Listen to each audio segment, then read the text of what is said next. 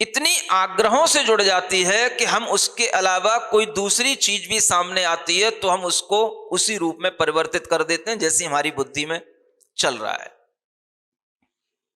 अगर हमारी बुद्धि में पहले से ही उल्टा भाव बैठा है तो सीधी चीज को भी हम उल्टी चीज में परिवर्तित कर देंगे।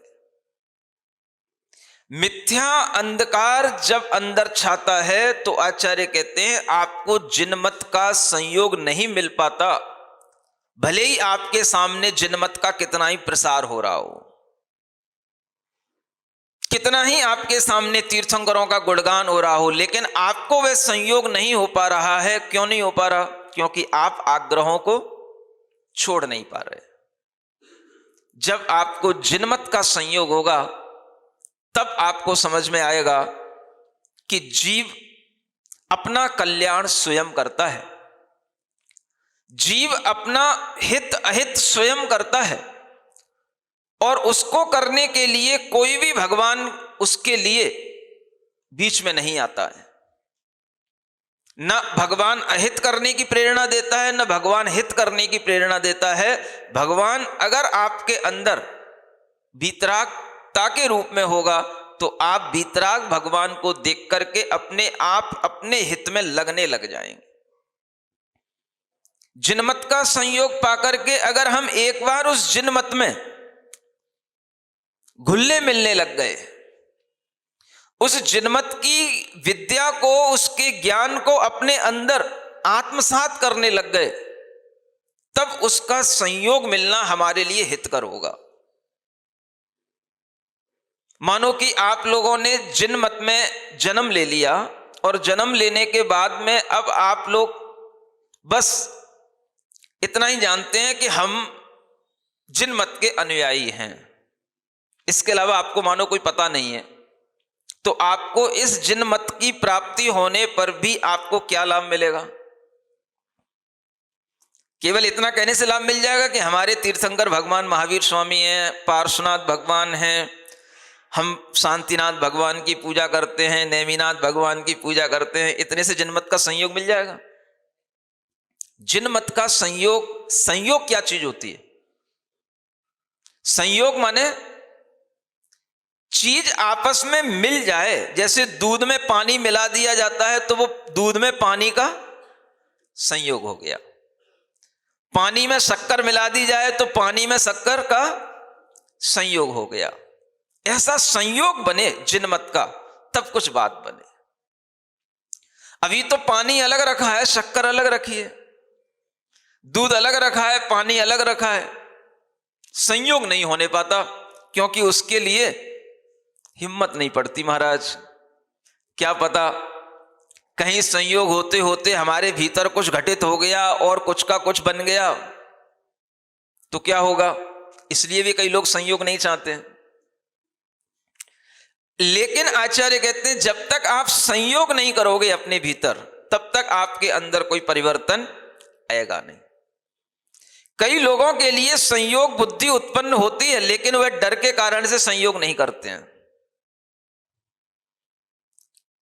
और जब तक संयोग नहीं होगा तब तक भीतर से परिवर्तन आएगा नहीं, क्योंकि आत्मा में अगर कोई चीज घुलेगी मिलेगी नहीं तो उस आत्मा के अंदर परिवर्तन कैसे आएगा? तो आचार्य कहते हैं इतने से काम नहीं चलेगा कि आपने पूजा कर ली, अभिषेक कर लिया और आप अपने लिए बस आधा घंटा भगवान के सामने बैठ करके चले गए, या मुनि महाराज की दो चार बातें सुन ली, उपदेश सुन लिया, सुन करके चले गए। ये आपने संयोग नहीं किया कुछ भी, ये तो ऊपर ऊपर से अलग अलग बात रही। समझ आ रहा है? संयोग क्या होता है ये बताओ हमें। अगर आपने भोजन किया है तो भोजन सामने रखेगा तो कहलाएगा कि भोजन का संयोग हो गया, या भोजन आपके भीतर घुल गया, मिल गया, पहुंच गया तब कहलाएगा कि हाँ भोजन का संयोग हो गया? बताओ। हाँ? ये ज्ञान सामने रखा है, उपदेश आपके कानों में पहुंच रहे हैं, इससे संयोग होगा? या जब उस उपदेश को हम आत्मसात करने के लिए आगे बढ़ेंगे तब संयोग होगा? आप ये ध्यान रखना, जब तक आप चारित्र के क्षेत्र में आगे नहीं बढ़ेंगे तब तक आपके अंदर ज्ञान का भी संयोग और श्रद्धान का भी संयोग हो नहीं पाएगा। क्योंकि जब हम चारित्र के क्षेत्र में आगे बढ़ते हैं तो चारित्र को पालन करने में बड़े कष्ट महसूस होते हैं, कठिनाइयां लगती हैं। और जब कठिनाइयां सामने होती हैं और फिर भी बुद्धि में श्रद्धान बराबर बना रहता है, ज्ञान बराबर वही काम करने के लिए कहता है जो हमने पहले जाना है उसी के अनुसार चलना है, तो आपका श्रद्धान ज्ञान और मजबूत होता चला जाता है। और वह चारित्र जो है वो आपके श्रद्धान ज्ञान को और बढ़ा करके उसे आत्मा में संयोग संबंध के साथ में प्रविष्ट कराता रहता है। यानी आत्मा के अंदर जिन मत का संयोग अगर होता है तो वह चारित्र के बल पर होता है। जब आप अपने आप को समर्पित कर दें, अब हम जीवन पर्यंत केवल इसी प्रकार का कार्य करेंगे जो कार्य हमें जिन मत में केवल आत्म कल्याण के लिए बताया गया है, तो वह आपके अंदर का जो संयोग बनेगा जिन मत के प्रति, जो श्रद्धान बनेगा, वो श्रद्धान ही काम का होगा। बाकी सब बाहर का संयोग होगा, बाहर से छूट जाएगा। संयोग भी दोनों ही प्रकार के होते ही है ना, एक भीतरी और एक बाहरी संयोग। भोजन जब तक बाहर रखा है तो संयोग तो हो गया, भोजन तो मिल गया, लेकिन कैसे मिला, कब तक है ये बाहर का संयोग। और बाहर के संयोग का लाभ ना उठाया जाए तो बाहर का संयोग भी खराब सा भी दिखने लग जाता है कुछ दिनों बाद। नहीं समझे? जिस भोजन को हम सामने देख रहे हैं लेकिन अपने मुंह में नहीं रख रहे हैं, तो वो भोजन भी कब तक आपके सामने रखा रहेगा, वो भी धीरे धीरे खराब सा लगने लगेगा, वो भी धीरे धीरे खराब हो जाएगा।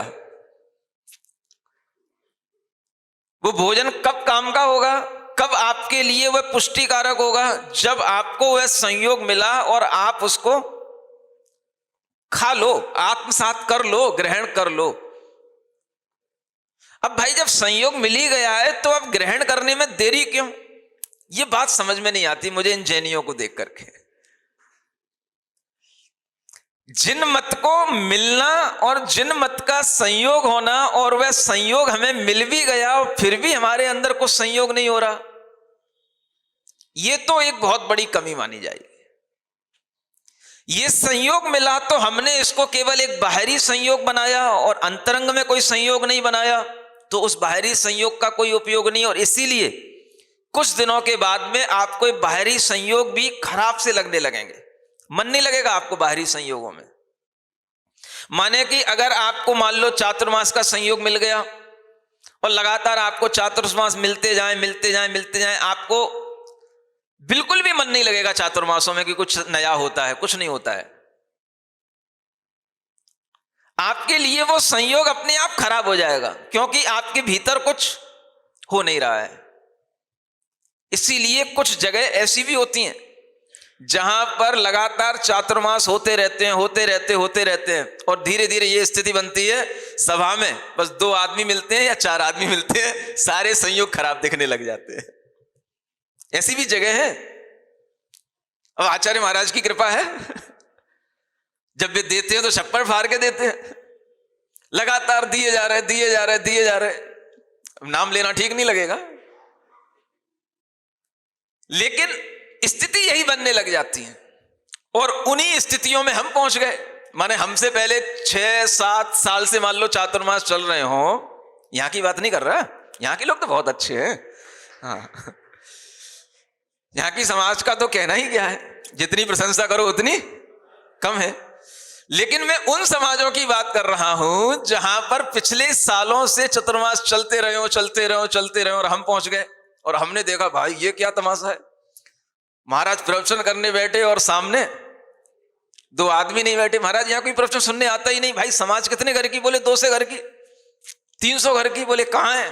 सब अपने अपने काम में। तब समझ में आता है कि आदमी को संयोग मिलने पर भी क्या हो गया, सामने थाली रखी है, अब खराब क्या होगा? थाली ही खराब होगी ना। और वो थाली खराब क्यों लगेगी? जब सामने रखी है और खाया जा नहीं रहा है, खा नहीं रहे हैं, तो क्या होगा? धीरे धीरे उस भोजन से भी बास आने लग जाएगी। बात समझते हो? दो तरह की बास होती है, एक सुबास होती है वैसे बास तो बास ही को बोलते हैं ना तो एक अलग तरह की बास आने लग जाती। फिर लोगों को क्या लगता है, अरे भाई महाराज आए, माताजी आई, साधु आए, अरे वो तो आते ही रहते, वो तो हर साल चतुर्मास होता ही रहता है, अरे वो चतुर्मास में तो वो कार्यक्रम होते ही रहते हैं, वो तो सब चलता ही रहता है। ये क्या होने लगा? ये बास आने लग गई। अब समझ में आ रहा है? ऐसी बास आने लग जाती लोगों को, बसाते हैं फिर क्योंकि संयोग अगर अच्छा भी हो गया और उसके बाद में आपने उसको भीतर से नहीं लिया, तो वह संयोग आपके लिए हितकर पुष्टिकारक होगा ही नहीं। इसलिए कहा जा रहा है कि संयोग करना, एक संयोग बाहरी होता है और एक संयोग भीतरी होता है, और भीतरी संयोग के लिए हिम्मत चाहिए। भीतरी संयोग होगा तो कब मिलेगा?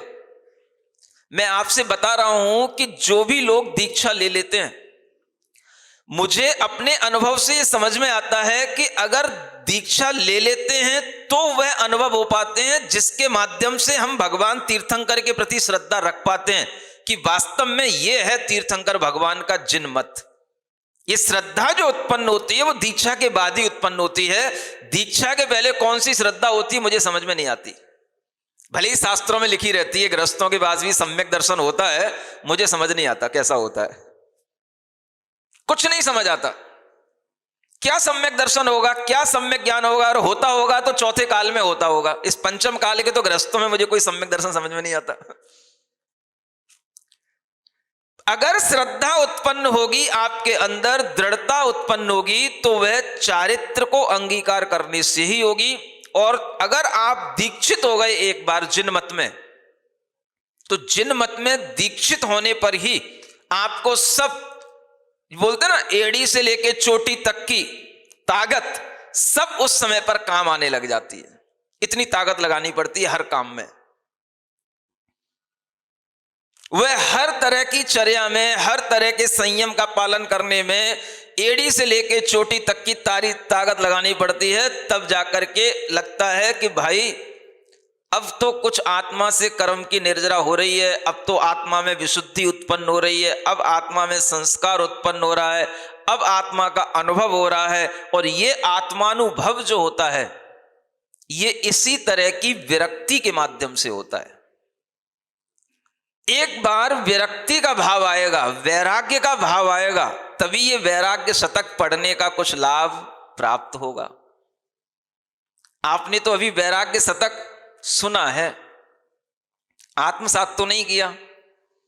आत्मसात होने का मतलब है कि जब आपके अंदर इस संसार से वैराग्य इस तरह से उत्पन्न हो कि आपको जिनेंद्र भगवान के इस मत के अलावा और कुछ आपको दूसरी चीज दिखाई न दे।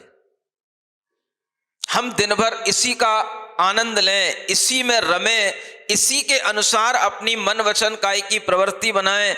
इस तरह का संयोग अगर हम भीतर से लेने लग जाते हैं और ये चीजें हमारे अंदर पहुंचने लग जाती हैं, तब जाकर के ये संयोग कहलाता है। और उसी संयोग की यहां पर चर्चा है।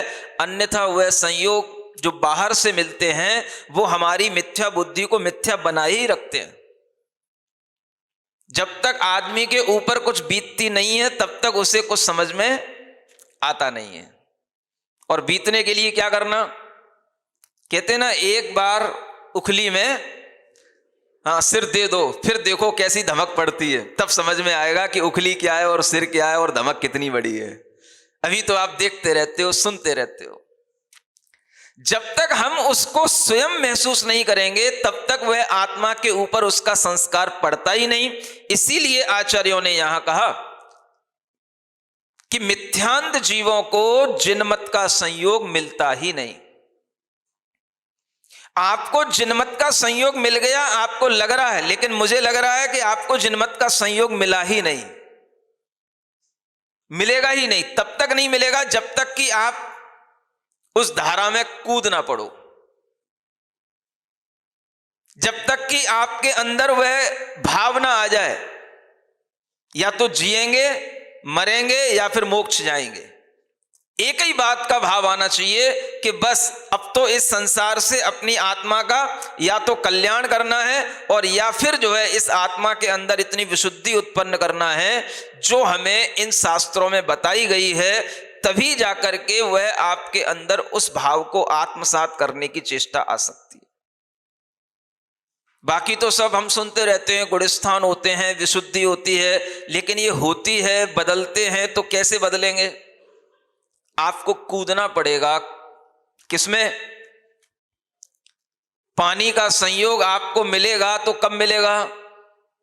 नदी के किनारे किनारे बैठ करके पैर उसमें हिला रहे हो और उस पानी को इधर उधर करके आनंद ले रहे हो, और कहते हो हम नदी के पास होकर के आ गए, नदी में नहा करके आ गए। नहाया नहीं आपने, डुबकी नहीं लगाई आपने, आप क्या करते रहे? पैर उसके ऊपर इधर उधर करते रहे। बस यही संयोग है। जिन मत में जन्म लेने के बाद में जो लोग उस नदी के किनारे बैठे बैठे पैर हिला रहे हैं, वो आनंद तो किसी दूसरी चीज का ले रहे हैं और कह रहे हैं कि हम नदी में नहा के आ गए। नदी में क्या नहा लिए? आप तो केवल नदी के पास में खड़े होकर के उसकी हवा लेकर के बस केवल उसके पैरों पर अपना हिला करके पानी डाल करके खुश होकर के आ गए।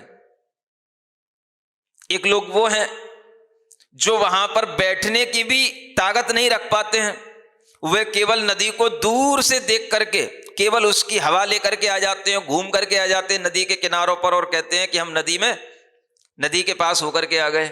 एक वो भी लोग हैं, सुन रहे हो? और एक वो भी लोग हैं जो नदी के पास तक जाते नहीं है, लेकिन उन्हें पता है कि नदी बह रही है, नदी है, यहां पर नदी है, लेकिन कभी नदी के पास तक गए नहीं। एक वो भी लोग हैं। और एक वो भी लोग हैं जो नदी में डुबकी लगाते हैं रोजाना। कितने तरह के लोग हो गए? 4 तरह के लोग हो गए। समझ में आ रहा है? जो नदी के पास तक घूम करके आते हैं लेकिन नदी को उन्होंने देखा नहीं अभी तक, ऐसे भी लोग हैं। वो भी लोग कौन से हैं आप समझ सकते हो? उन्हें पता होता है कि नदी बह रही है, यहां नदी है, लेकिन उन्होंने कभी नदी को देखा नहीं है। वो लोग थोड़े उससे अच्छे जरूर हो जाते हैं जो नदी के किनारे तक पहुंच जाते हैं, कभी कभी हवा खाने आ जाते हैं और हवा खा के चले जाते हैं। समझ आ रहा है? वो दूसरी क्वालिटी के लोग हो गए। तीसरी क्वालिटी के लोग वो हो गए जो थोड़ा सा नदी के पास बैठ गए, किनारों पर बैठ गए, थोड़ा सा पानी भी उसका अपने पैर से हिला लिए, थोड़ा सा पानी भी मार लिए अपने हाथ पैर में, स्वाहा स्वाहा कर लिए। सूजर क्या बोलते हो? समझ आ रहा है? और थोड़ा सा इतना करके आ गए, भाई खुश हो गए, नदी के पास होकर के आ गए। और एक चौथा आदमी वो है जो नदी में डुबकी लगाने का साहस करता है। जो नदी में डुबकी लगाने का साहस करता है वही नदी को तैरने का साहस कर सकता है और उसी के लिए अगला किनारा मिलता है। यह ध्यान रखने की बात है। अब आपको सोचना है कि आप कौन सी क्वालिटी में आने वाले लोग हो। पहली तो नहीं कहलाएगी, कौन सी कहलाएगी? दूसरी कि तीसरी? तीसरी भी नहीं है अभी, चौथी तो हो ही नहीं सकती। दूसरी तो उतनी ही है कि बस आप आ गए, बैठ गए, देख लिया, सुन लिया, ये दूसरी क्वालिटी हो गई। तीसरी में भी हाथ पैर थोड़े से जो है पानी में जाएं, वो तब जाएंगे जब आप कुछ दर्शन प्रतिमा लें, व्रत प्रतिमा लें, तब कुछ हाथ पैर थोड़े से उस पर नदी के पानी में टच करने को मिलेंगे, तब समझ में आएगा अरे भैया बाहर का खाने का त्याग कर दिया, इतना बड़ा त्याग, अब जीवन में कभी किसी भी पार्टी में खाने को नहीं मिलेगा, अपने ही घर का खाना पड़ेगा। समझ आ रहा है? तब थोड़ा सा कुछ हाथ पैर में कुछ पानी चढ़ेगा वो, और वो भी चढ़ करके सूखता रहेगा। चौथा त्याग जो होता है वो सबसे बड़ा त्याग होता है। जो चौथी क्वालिटी है वो है सबसे बड़ी क्वालिटी। क्या है? बस क्या करना? अब डुबकी लगाओ यार, बहुत हो गया किनारों पे बैठे बैठे। समझ आ रहा है?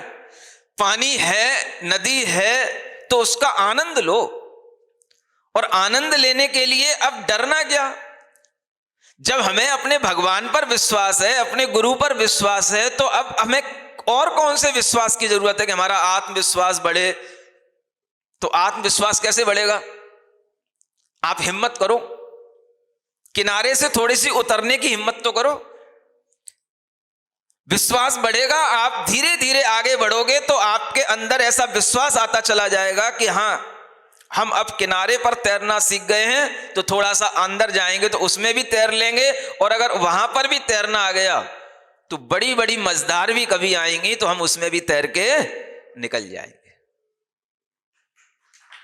ये शक्ति कहां से आएगी? जिन मत का संयोग करना। संयोग करने का मतलब ऊपर से नीचे तक आत्मा नहा जाना उसमें। अभी तो हम पानी में नहाते हैं तो शरीर नहाता है, ऊपर से पानी डालते हैं, भीतर से पानी आना। सुन रहे हो? इसी तरह का भाव एक भजन में लिखा हुआ है, हुआ गीला मेरा तन तो कई 100 बार पानी से। जो कौन सी लाइन निकल आई?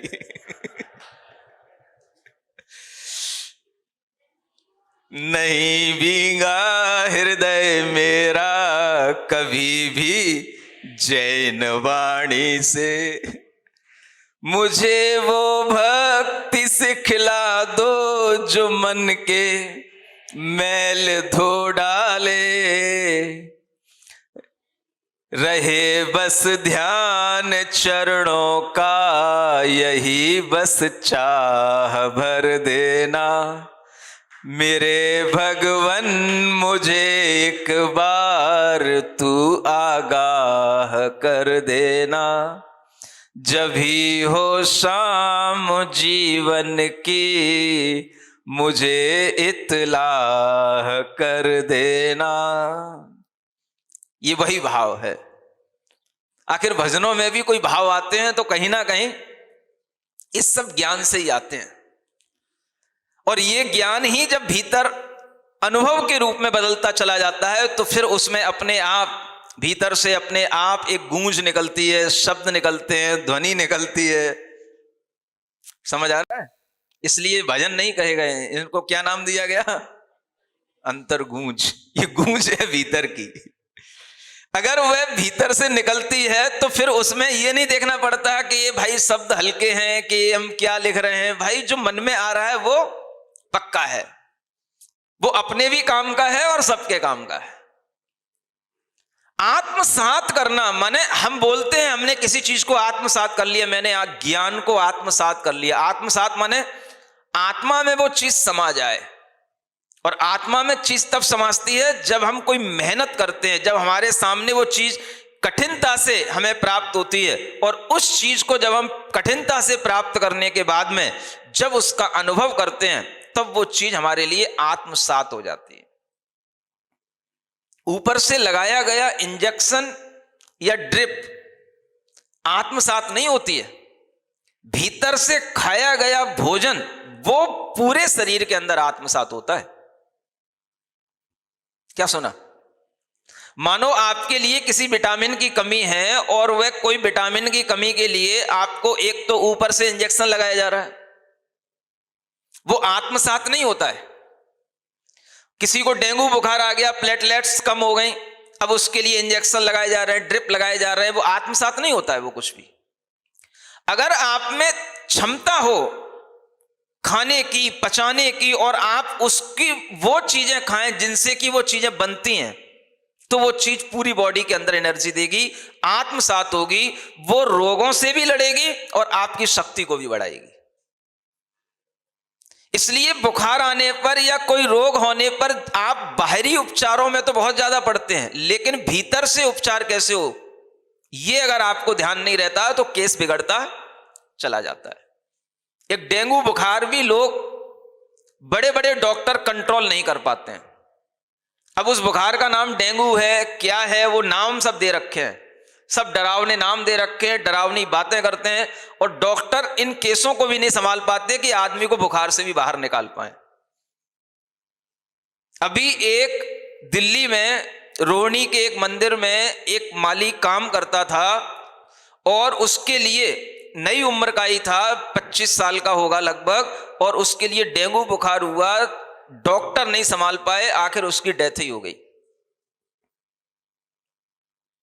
सब चीज बाहर बाहर से होगी तो डेथ निश्चित है, और डॉक्टरों का सारा विश्वास बाहर पर रहता है। बस इंजेक्शन लगाओ, ड्रिप लगाओ, दवाइयां दो, लेकिन उन्हें कोई भी ऐसी चीजों पर विश्वास नहीं होता जो चीजें भीतर से खाने के बाद में शरीर में वो तत्व बनाती हैं जिन तत्वों की हमें जरूरत होती है।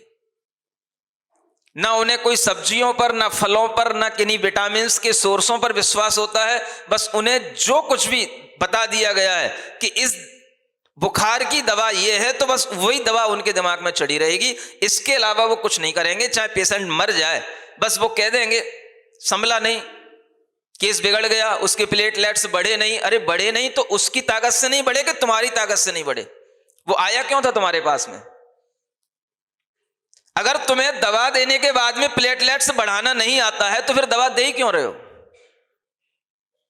इससे अच्छा तो वो अपने घर में पपीता खा के बढ़ा लेता, किशमिश और मुनक्का खा के बढ़ा लेता, गर्म पानी पीता तो भी कम से कम मरता तो नहीं वो।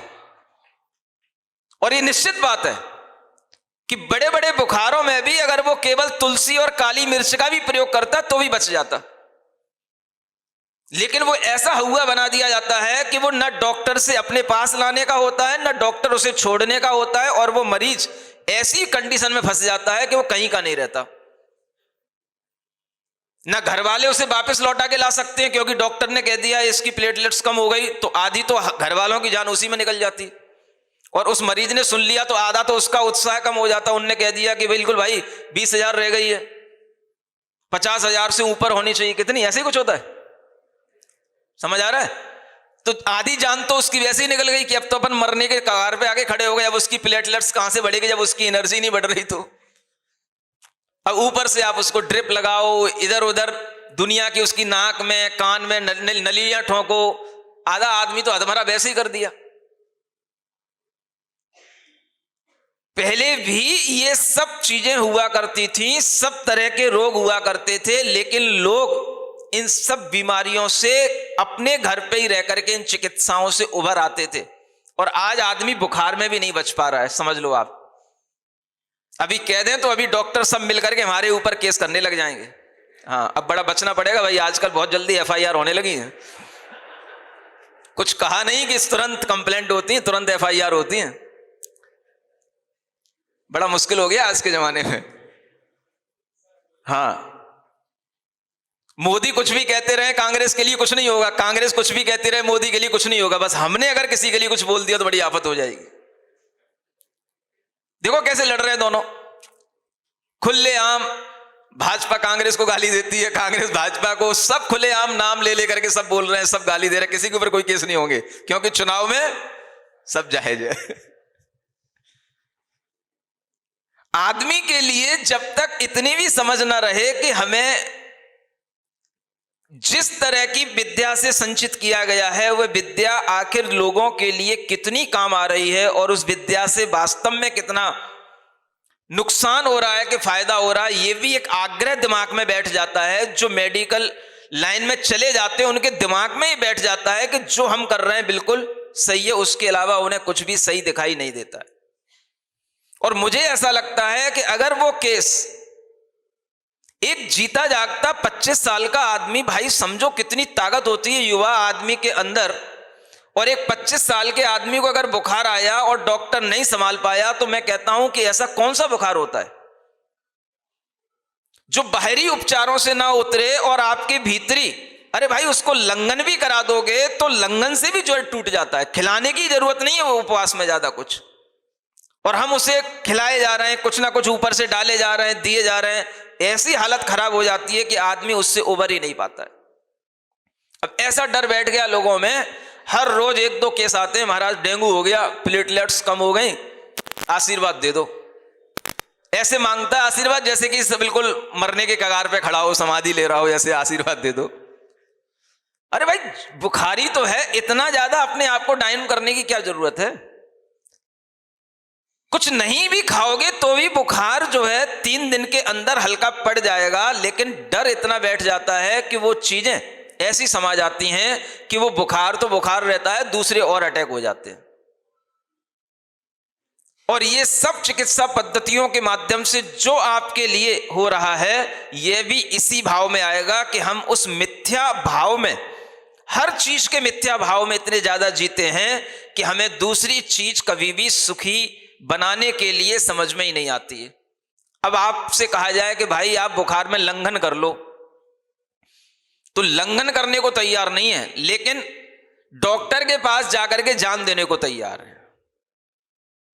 लंघन मतलब उपवास कर लो, कुछ मत खाओ, नहीं खाएंगे तो कमजोरी हो जाएगी, मर जाएंगे।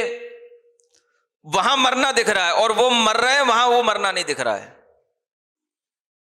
जबकि वो बुखार की दवा है कि अगर कुछ नहीं खाओगे तो बुखार जल्दी टूट जाएगा, केवल गर्म पानी पियोगे बुखार जल्दी निकल जाएगा, और कुछ चाहिए हो तो थोड़ा सा मुनक्का ले लो, तुलसी का पानी ले लो, तुलसी का काढ़ा ले लो, काली मिर्च मिला करके निकल जाएगा।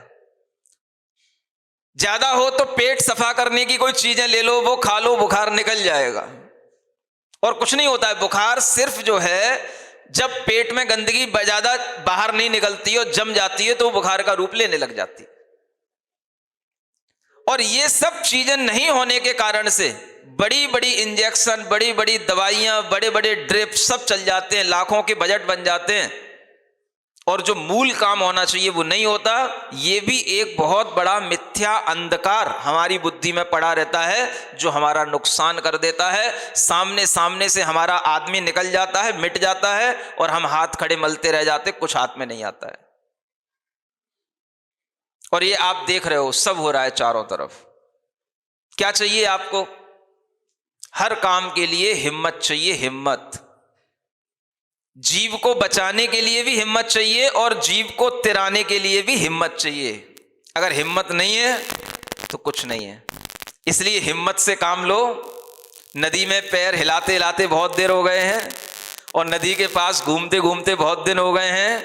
कुछ नदी में डुबकी लगाने की बात भी करना शुरू करो, और कम से कम डुबकी ना लगा पाओ तो थोड़ा सा पानी तो भीतर जाने दो। अभी तो सब ऊपर ऊपर लग रहा है। समझ आ रहा है? लोग कह रहे हैं महाराज पिच्छी परिवर्तन कब होगा, पिच्छी परिवर्तन कब होगा। भाई होगा तो तब जब कोई लेने वाला, कोई दिखाई तो दे कौन लेने वाला है, तब तो कुछ डिक्लेयर करें कौन लेगा। ना कोई पीछे लगने वाला दिखाई दे रहा है, ना कोई पिच्छी मिलने वाला दिखाई दे रहा है। बस सब एप्लीकेशन आ रही है, हमें चाहिए, हमें चाहिए, हमें चाहिए। एक आध लोग मिले तो कि भाई हाँ थोड़ा बहुत हम पानी अपने ऊपर डालना चाहते हैं। समझ आ रहा है? 4th क्वालिटी के नहीं बन सकते हो, 3rd क्वालिटी के तो बनने की कोशिश करो, तब तो कुछ कल्याण होगा और तभी कुछ हमारे जीवन में फायदा होगा। इसलिए ये गाथाएं बहुत अच्छी अंत में आ रही हैं। अगर आपको दृष्टि का संयोग नहीं बना है जन्मांध होने के कारण से, तो आपके लिए उसी तरह से ये चीजें, जैसे दृष्टि का संयोग दुर्लभ है जन्मांध व्यक्तियों के लिए, ऐसे ही भीतरी ज्ञान, आत्मज्ञान जो हमें आत्मोन्नति के मार्ग पर ले जाए, वह बहुत दुर्लभ है।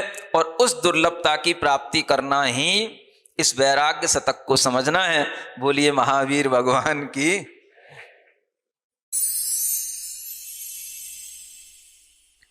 सिरिजिण वाणी जग कल्याणी, जग जन मदतम मोहरी, जणमण हारी गढ़हर हारी, जम जरा भव रोग हरि, तिथिय राणम दिव्य झुणिम जो पड़ई सुणई मय्ये धारई, राणम सौख मणंतम धरिय, सासद मोक्ष पदम पावई, सासद मोक्ष पदम पावई।